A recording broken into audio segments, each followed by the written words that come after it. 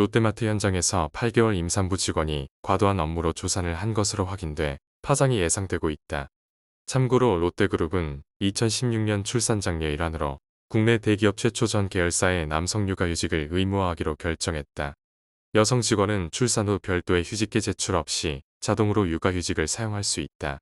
이외에도 롯데백화점은 올해부터 기존 10만원이었던 첫째 출산 축하금을 100만원으로 높이는 등 다양한 출산 장려 정책을 내놨다.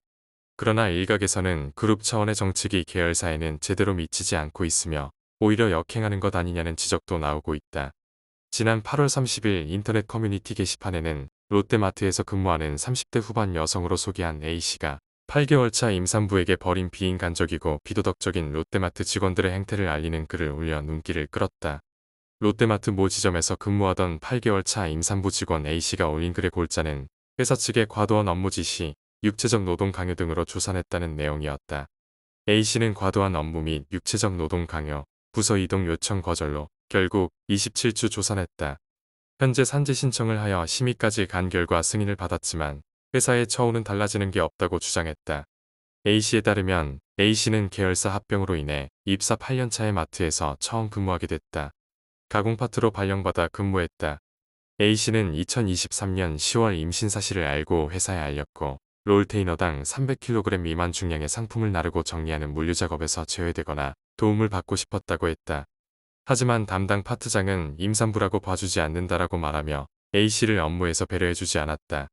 결국 무리한 업무로 하혈과 복통을 반복하다 A씨는 절박유산 소견을 받아 4주간 병가를 진행했다. 병가 후 복귀해 영업 매니저에게 다시 부서 이동을 요청했지만 임산부라고 일 안 할 건 아니지 않나며 거절당했다. A씨는 사내 규정에 임산부가 부서 이동을 요청했을 시 승인해야 한다는 내용이 있음에도 불구하고 일방적인 거절이었다. 저는 결국 설명절 업무를 감당해야 했다. 1월부터 2월까지 28회트 이상의 건강식품들이 사여 입고됐다. 1팔레트당 평균 27박스 적재, 한 박스당 약 12kg이다. 저는 이를 모두 정리해야 했고 500건 이상의 택배 상하차 업무, 그리고 영하 13도의 건품장에서 하루 4시간씩 포장 업무를 했다고 전했다. A씨는 이 밖에도 수차례 파트장에게 도움을 요청했지만 택배 상차 업무를 비롯해 1100평의 대대적인 리뉴얼 업무까지 고스란히 떠맡아야 했다. 다시 부서 이동 요청을 했지만 영업 매니저는 거절했다.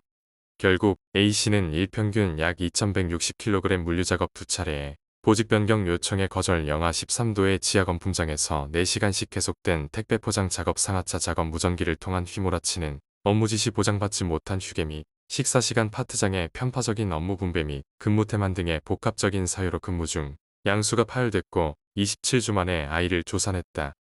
A씨는 산재 심의 결과 최초로 임산부 근무 환경과 스트레스로 인한 인과관계가 성립되어 산재 승인을 받게 됐다. 하지만 A씨는 산재 승인만 받았을 뿐 영업 매니저와 파트장 등 가해자들에 대한 어떠한 징벌적 조치가 내려지지 않았다며 사내 감사를 마트 본사에 요청했지만 진행되고 있지 않고 있다고 알렸다.